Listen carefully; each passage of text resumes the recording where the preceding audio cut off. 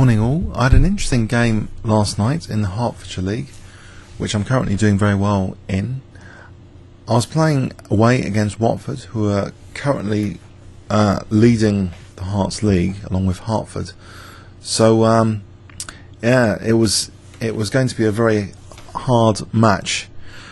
So before the game, on my last over the board video actually, someone had mentioned about counterplay removal and only using it when they've got an advantage, and that got me thinking about that subject of is it a tool for consolidating, or when you do have the advantage, and you should really obviously aim to get an advantage with whatever means before that then.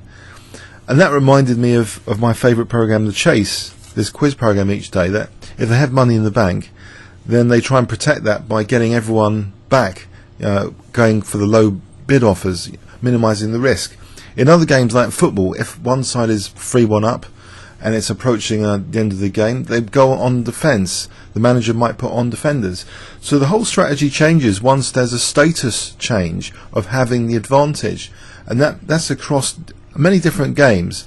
This idea of game status management I wanted to mention here. Now, in chess, we're aware of Steinitz, the first world champion, who kind of implied some status management principles. He stated that at the beginning of the game, the forces stand in equilibrium. He said, correct play on both sides maintains that equilibrium and leads to a drawn game. So, therefore, he said, a player can only win as a consequence of an error made by the opponent. There is no such thing as a winning move.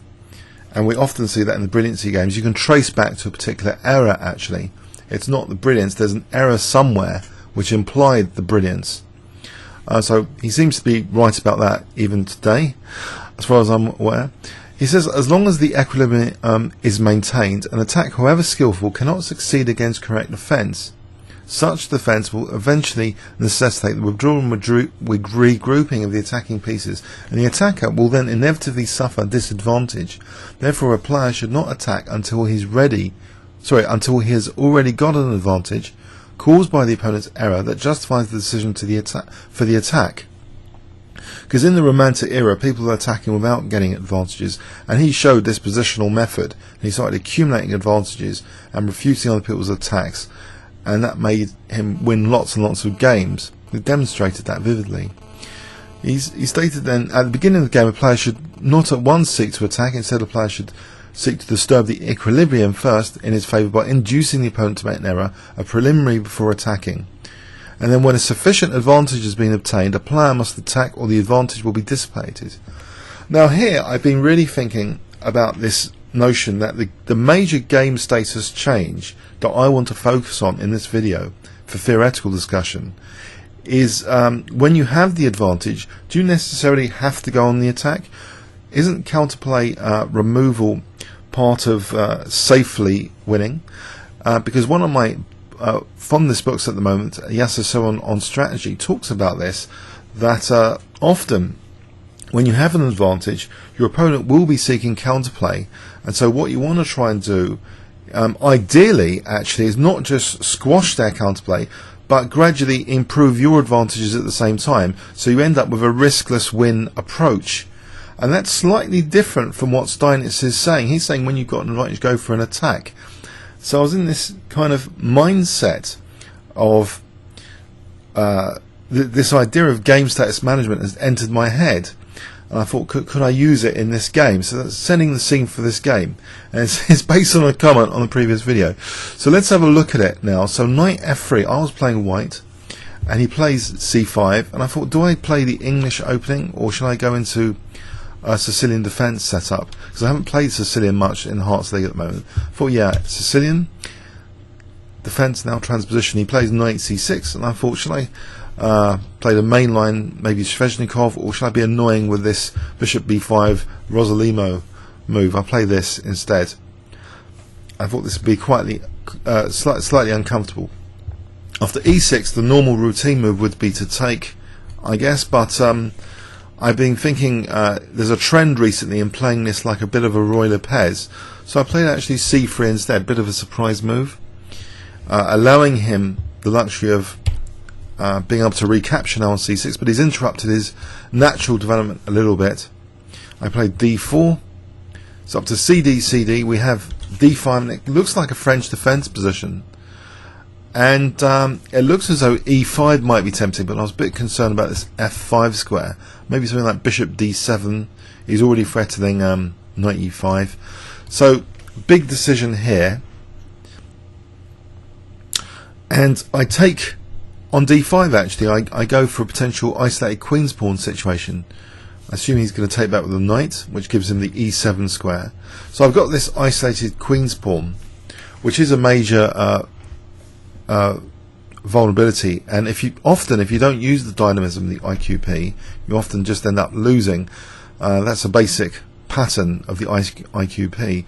So, okay, I castle bishop e7. Now I play knight c3. Of course, black doesn't usually want to take here to fix my pawns, so castles. Now after rook e1, this bishop's slightly hemmed in, and I thought this would be a good plan, just a6. To be honest, because then, you know, if the bishop moves back, then b5, and he can play bishop b7, knight a5, he can use that c4 square later, and it could be very uncomfortable for me.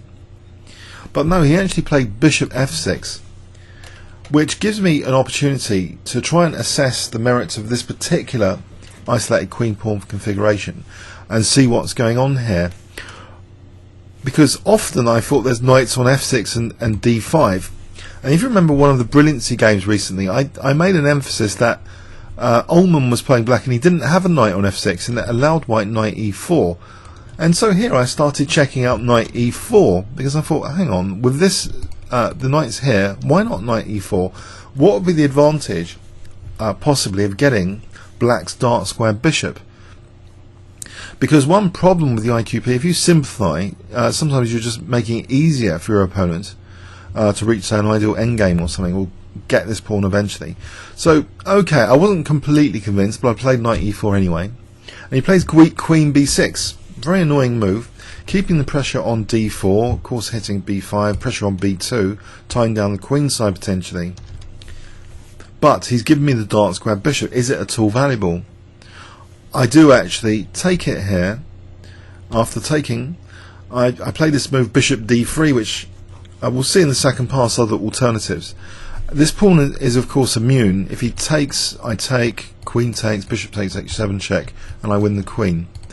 So it's immune. I've got the bishop pair, and I'm fairly pleased with the position. He plays now knight b4, reaffirming the blockade on d5 if needed. Bishop b1. He's in no hurry to play knight d5. He plays bishop d7 first. And I thought, well, there's a use for this bishop. Now that this pawn is not directly attacked to that knight, why not play bishop g5? I'll play bishop g5, knight bd5, and here I spent considerable time thinking how miserable this is potentially. What on earth could I do here in this position? If queen d2, maybe just queen b4, for example. So once he gets in, bishop c6, you know, rook d8, say, this is going to be really miserable position. So I have to try and play dynamically. So I play knight e5. He plays rook fd8 here, and here again I'm thinking for a long time. And okay, I find what I think is a promising move in this position, which looks fairly logical, to try and make use of this bishop and this pin. Actually, I wonder if you can spot it if I give you 10 seconds starting from now.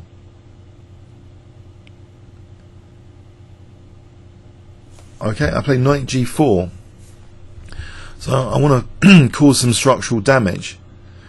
I'm offering, of course, b2 here as well, but okay, he plays bishop e8, and I create some structural damage. Knight takes, bishop takes, g takes, and I spot a little mini combination here.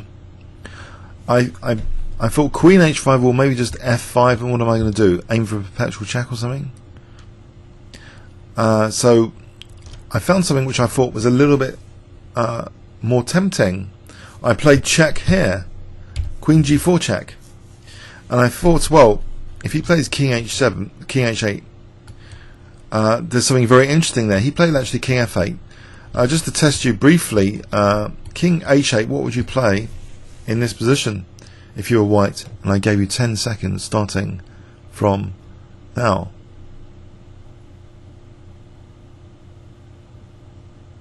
Okay, I thought there's a lovely move, bishop takes h7.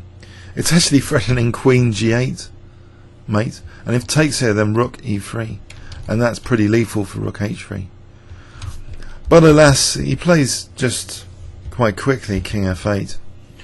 And I've got this IQP issue. And do I want to win this pawn and lose the centre? And his king could be quite cosy on e7. And this piece could even be terrible on h7. And I could also lose b2 as well. And I could see myself losing quite horribly. Now here, I want to relate back to the Steinitz status management framework we have. So if you have an advantage, you go on for an attack, otherwise you risk sometimes losing your advantage. Well, it's not clear even, I have an advantage here. All I've done is knocked the king out of place, out of joint a little bit on f8. I'm potentially winning this pawn for this pawn. Losing a centre pawn for a flank pawn is usually not a good idea. So is that really an advantage? Not really convinced. So I was thinking of this other method. What about as an alternative, if I did really have any advantage in the position, it would be nice to try and reduce counterplay and keep whatever trumps I have going, but reduce counterplay at the same time. This kind of double method, this dual method, not just so trying to serve two purposes. Trying to keep one's advantages going but reduce the opponent's counterplay. So I came up with this crazy idea of just protecting the pawn, to the amusement of my opponent. I found out after the game he was just amused that at one point I was attacking and now I'm defending. But this was a golden opportunity, I think, here for him to just take this pawn and test me. What am I going to do if he just takes this pawn? But he thought he had time to take that pawn. He just played rook ac8. Now I play bishop takes h7, and I do seem to have my cake and be eating it without losing d4. I have this h7 pawn, which might be useful for this pawn to queen one day, or it could be useful for driving his king to e7 tactically. But I've got problems, these pawns, I've got problems. Rook d5, and I've got other problems now that potentially he's going to have a whirlwind attack here, swirling up like this. So I'm slightly wary of this position. I play actually queen h4. He plays king e7. After rook d2, okay, I'm protecting the pawns. Bishop c6, but isn't he going to go get me in an almighty pin now with rook h8? And then also f5 threatens to just trap the bishop as well. So all of a sudden this isn't too rosy. Any bishop e4, there's rook d4, and there's a pin here. So not particularly looking that clever a position. I play queen f4 here,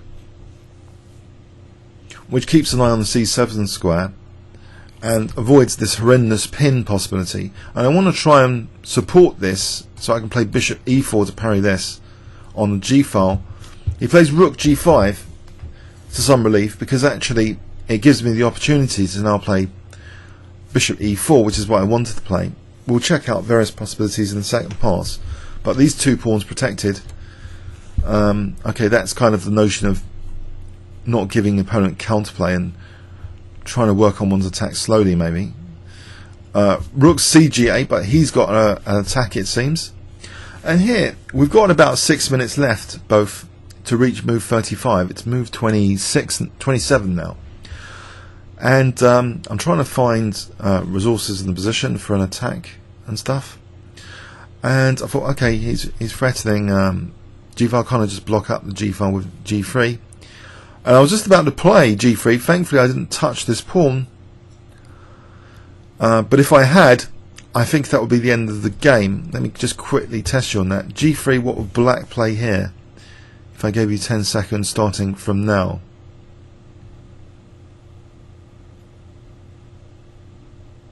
I think black would just be wiping me out with rook g4. This is a loose piece. Thankfully, I saw that.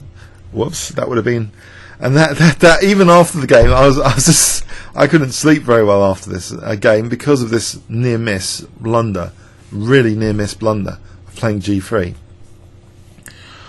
By the way, one of the top seeds in the European Team Championship did a horrendous blunder at move 40, going into a skewer recently. I think time pressure equals blunders. Yeah, bishop takes. Thankfully, I played bishop takes c6. And the funny thing is about the position here after queen takes c6, he's unblockaded really my d pawn, and his rooks aren't actually immensely dangerous after g3. I think white's doing okay here. He's got a potential cheapo possibility like taking and trying to make me on h1, but that can be parried maybe with just h4 if rook h8. Well, it's no big deal. Also, there's d5s on the cards here. He plays rook g4. We're about 5 minutes each, 6 minutes each. Queen e3. Rook e4. I play this check, nabbing a second pawn. I know it's a bit computer-like to win a7 here, but I thought, well, actually, you know, it might be good to win a7 because he hasn't got any direct hack attack possibilities. This rook's quite good protecting the second rank here, so why not take this pawn? I can come back maybe to c5 later. He plays f5. I play queen c5, and this is again, you know, yes, Sowen had mentioned not just counterplay removal but simplification when you've got the advantage. There are all these strategies when you have the advantage. We're not necessarily restricted to just going for an attack. If we have the football analogy or the chase analogy, when they build cash in the bank, as I say, they can go for the lower offers just to join the team to make sure they can win in the final chase. In a football match, if you're 3-1 up, you don't need to carry on going for the attack. You can just try and reduce counterplay and ride it out to the victory. So in chess, what do we have? We have this situation where, okay, I've definitely got an advantage now. I'm 2 pawns up. And I felt a bit bad about doing this because it's the sort of thing I feel tortured by when opponents do it to me in previous seasons. Just simplify, get the queens off is the first thing, which seems to happen often. As long as I'm not losing tactically by trying queen c5, it's the logical thing to do to try and ensure victory. It might not be the best move in the position, and that's where engines, another thing where engines massively differ from human beings. They're always trying to find the absolute best position, best move in the position. There's no such concept as game status management. It's hardly talked about. I tried to find a single video on game status management and I couldn't find it, and yet loads of people that watch football are aware of basic principles of winning games, that if you've got an advantage, you try and reduce counterplay. You've got the advantage. You've taken the risks. You can consolidate. So how do you safely consolidate? Often, either by simplification is one example here, or trying to reduce counterplay, or ideally reducing counterplay and furthering your own aims. Here, well, you know, it's potentially favouring my own aims as well. I've won that pawn. Maybe this A pawn is going to be useful. So it's not just it's mixing counterplay removal with furthering my own aims. It's a simple move. I don't need to find a perfect move. Engines also, you know, play things which lead to very difficult to play positions. Again, it's unnecessary. In human chess, we can have this maybe context that if you're winning, you can do such things. You can play inaccurately. So rook c8. It turns out here I have an absolutely crunching continuation. In any case, an absolute wipeout continuation, believe it or not, here, which I didn't expect until I saw it. I thought, wow. Okay, queen takes c6, rook takes c6. What does white play here? If I give you 10 seconds, it's an absolute killer move in this position. 10 seconds starting from now.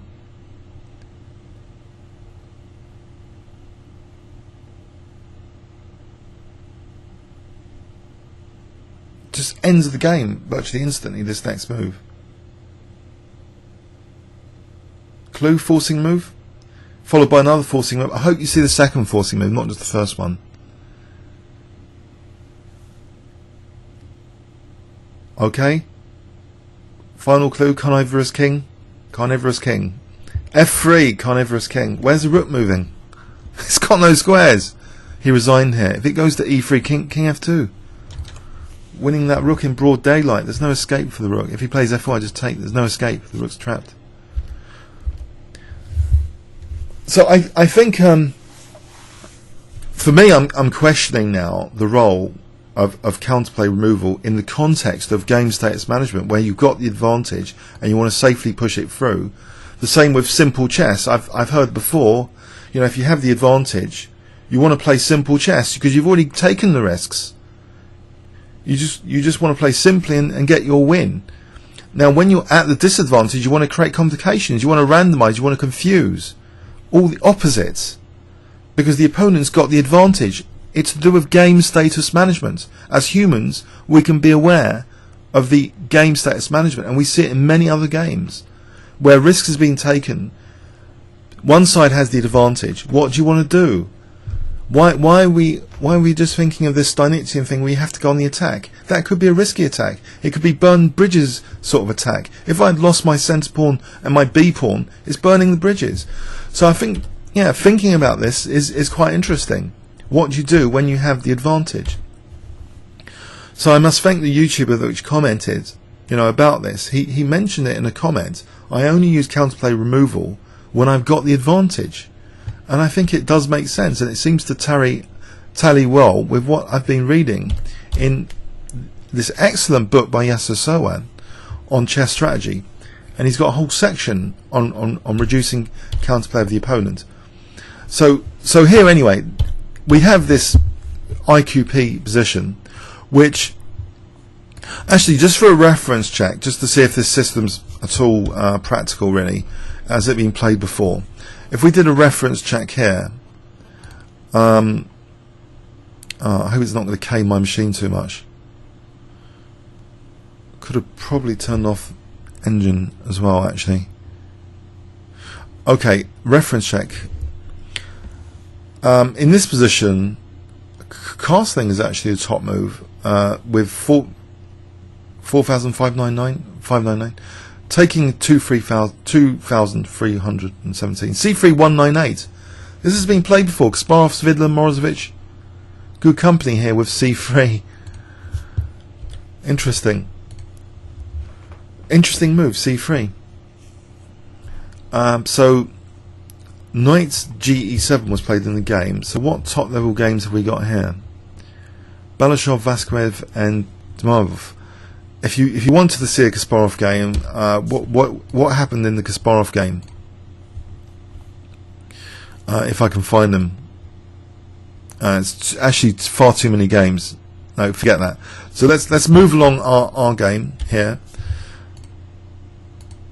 CD D5. Now in this position, on a reference check, actually 16 games for E5, 15 for Knight 1 C3. It's interesting because one of my fellow teammates after thought E5 was good. I was just concerned about this F5 square. It's a different style to the position, I think. So ED5. Pardon me. E5 16 games. Knight C3 15. E takes these 9. So Kasparov, Svidler, Shirov and Short have been playing Knight 1 C3 here. For example, Kasparov against Winkelmuller in 1998. Let's have a look at this game quickly. Knight C3, just for future reference. Kasparov was white. It was actually quite a short game coming up. So he takes on C6 here. Queen D2, he seems to have a very nice grip on the dark squares. He's made it look dead easy, of course, being Kasparov. And he's just going in for the black king. It's so easy to Kasparov chess. He's mating the black king. I think black even bother capturing here because of knight takes E6. Ouch. Oh man, what on earth? Let's just check this again. So in this position, knight C3, but what would happen if D takes e4. I guess it's quite dangerous. That's something to check out. So Kasparov game, just to recap, went like this, and then he did the delayed take on c6, and he had that immense grip on the dark squares. Wonderful stuff. Wonderful. So knight c3 might be more dangerous to bear in mind for next time in this position, instead of e takes d5. So Grischuk has played e takes d5 before, one of the top exponents, and it's a mixed bag of results. Statistically, it's not that brilliant for white, but he beat Rajabov in 2006 with this. But it was a 72 move game. It went like this. So it was an IQP. Okay, then not an IQP. So hanging pawns instead. And anyway, it was a good to beat Rajapov with 2728, slightly higher than him. He was 2709. So anyway, there is a stem game where this kind of thing has been played before. ED5. So knight c3. I was considering knight c3 for a little bit. I think I was tempted by just casting a rook e1 later, anyway. But no, I've given my opponent a nearly ideal IQP position. But maybe this bishop f6 is not best. The engine does seem to like knight e4. But now this is interesting from an engine point of view here. Taking on c6 is an important dark square strategy tool, I think. Bishop takes c6. So say taking here, taking here, white can end up playing b3, so the bishop is free to move without losing b2. Bishop can go here. There's a dark square grip again, evident. So bishop b5, the whole concept of bishop b5 in relation to dark square grip, there's a very close relationship to be maybe borne in mind, it seems. There's a good dark square grip here going on. So, and also in this position, if queen takes c6, interesting. Again, there's a little dark square grip here. D6, b3 going on for this diagonal. Queen f3. And again, it seems. Well, it doesn't seem actually to me that clear cut, this position at all now. It seems as though black. Okay, it should be okay because of the opposite coloured bishops, but there is a grip on the dark squares anyway. Okay, so I had this maybe an unfortunate bias to wanting to keep my light square bishop. I thought the bishop pair, even though the engine doesn't think this is much at all for white, but I like the bishop pair. Didn't think much of knight b4, maybe rook d8 more accurate. So I've still got some sort of technical advantage apparently. So I guess, you know, I am going on to attack like Steinitz here. In one perspective, I'm going on for an attack because I've got a, you know, structural defect here as well. This isolated queen's pawn. The thing that's really prompting the attack is not necessarily having any advantage. It's having a major structural disadvantage, and you've often got to play for the attack with the isolated queen's pawn. So that's a separate notion to the Steinitz one. This creates an urgency for trying to do something with the dynamism afforded here, because this dynamism is only temporary, usually, and so he's blockading it already. So here, yeah, knight g4 for me felt like a comfortable move. If we put another move in, I think it does come up. No, it doesn't. Doesn't like knight g4 at all. If it prefers knight c4, and that's a move which I'd considered, attacking the queen and protecting b2. But I thought knight g4 was a lot more tempting, just going on, you know, to get to the king. That's another thing you find. You know, we have this bias for wanting to attack the king. So I wanted to attack the king, even though it seems to be dead level now, and maybe I should technically lose after bishop c6. I do have queen d3 here, because that's immune because of queen h7, queen h8. Bishop's covering the escape squares. Is this difficult to play for black, though? King f8 is prompting. That's an interesting move. Queen b4. Rook d1. Okay. Queen takes. We have an interesting position where I'm invited for dinner over here. Bishop c2. Isn't the centre falling? Well, this rook might be loose on a8 for the check. And we have an interesting position. I'm not really sure. Okay, so let's go back. So knight g4. He played bishop e8, which might be inferior then to bishop c6. Might be. So I take on f6. Take on f6. Queen g4 is given as well as queen h5. Okay, and now king f8 only move. King h8. The combination is found instantly by the engine. Bishop takes h7, which I thought was really neat. So king h8, bishop takes h7 just wins, as previously mentioned. So king f8 only move. Rook d1. Now this looks like a poxy move. I think it is mentioned on the third one down actually. Oh, it's mentioned now. Rook d1 is mentioned. I can't lose the centre. You know, that's the basic thing. Losing b2 is not as painful as losing a centre pawn. Once you lose the centre, you know, it's more painful usually. He took time to rook ac8, and that put me back in the game. The real test is taking on b2 here, and black should be better here. I think black should be fine. The king is not that shaky. Surely.